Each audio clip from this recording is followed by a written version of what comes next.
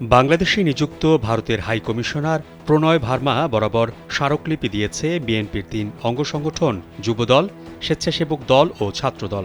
High কমিশনে স্মারকলিপি দিতে প্রতিনিধি দলে ছিলেন যুবদলের সভাপতি মোনায়েম মুন্না, সাধারণ সম্পাদক নুরুল ইসলাম নয়ন, স্বেচ্ছাসেবক দলের সভাপতি এস.এম. জিলানী, সাধারণ সম্পাদক রাজীব আহসান, ছাত্রদলের সভাপতি রাকিবুল ইসলাম রাকিব এবং সাধারণ সম্পাদক নাসির উদ্দিন নাসির। স্মারকলিপিতে বলা হয়েছে, ছাত্র জনতার আন্দোলনে শেখ হাসিনা ভারতে পালিয়ে যাওয়ার পর তাকে আশ্রয় দেওয়া হয়েছে। ভারতের কিছু উগ্রবাদী নেতারা এবং কতিপয় সংবাদ মাধ্যম ও মিডিয়া হাসিনাকে পুনর্বাসন এবং বাংলাদেশের শান্তিপূর্ণ পরিবেশ অস্থিতিশীল করতে ভুল তথ্য প্রচার করে চলেছে। জানানো হয়, বন্ধু রাষ্ট্র ভারতের বন্ধুত্ব ছিল হাসিনার সঙ্গে, বাংলাদেশের জনগণের সঙ্গে নয়।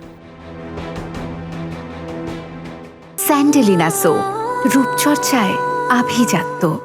আরও বলা হয়েছে, হাসিনা বাংলাদেশের নিরাপত্তা ও স্থিতিশীলতার বিরুদ্ধে হুমকি হয়ে উঠেছে। একদিকে তিনি বাংলাদেশের ভিন্ন দলমতের মানুষের ঘরবাড়ি সম্পত্তি জ্বালিয়ে দেওয়ার হুমকি দিচ্ছেন, অপরদিকে যারা তার বিরুদ্ধে মামলা করছে তাদের হত্যা করার হুমকি দিচ্ছেন। ভারতে নিরাপদে আশ্রয় থেকে বাংলাদেশের পরিস্থিতি অস্থিতিশীল করার এই অপচেষ্টা বাংলাদেশের জনগণ ইতিবাচকভাবে নিচ্ছে না।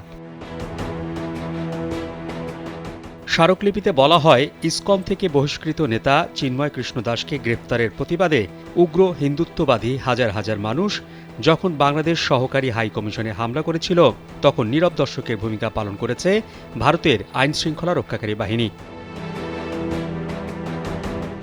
সার্বভৌম কোনো রাষ্ট্রের বিরুদ্ধে অপপ্রচার চালানো রাষ্ট্রের সার্বভৌমত্ব লঙ্ঘনের শামিল।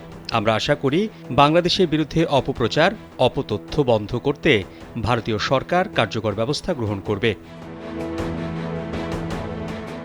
এ সময় যুবদলের সভাপতি আব্দুল মোনায়েম মুন্না বলেন, আমরা কোনো প্রকার অশান্তিতে বিশ্বাসী না।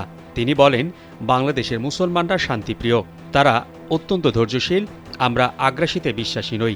যুবদলের সাধারণ সম্পাদক নুরুল ইসলাম নয়ন বলেন, বাংলাদেশের বিরুদ্ধে যে কোনো ষড়যন্ত্র আমরা ঐক্যবদ্ধভাবে রুখে দেব। ছাত্রদলের সাধারণ সম্পাদক নাসির উদ্দিন নাসির বলেন, ভারতের পশ্চিমবঙ্গের মুখ্যমন্ত্রী শান্তিরক্ষা মিশন বিষয়ে জ্ঞান না থাকলেও বাংলাদেশের বিরুদ্ধে বক্তব্য দিয়েছেন, যা বাংলাদেশের স্বাধীনতা সার্বভৌমত্বের জন্য হুমকি বলে আমরা মনে করি। এর আগে নয়াপল্টন বিএনপির কেন্দ্রীয় কার্যালয় থেকে ভারতীয় হাইকমিশন অভিমুখে পদযাত্রা শুরু করে বিএনপির ৩ অঙ্গ সহযোগী সংগঠন জাতীয়তাবাদী যুবদল, জাতীয়তাবাদী স্বেচ্ছাসেবক দল এবং জাতীয়তাবাদী ছাত্রদল। বিএনপির জ্যেষ্ঠ যুগ্ম মহাসচিব রুহুল কবির রিজভী এই পদযাত্রা কর্মসূচির উদ্বোধন করেন।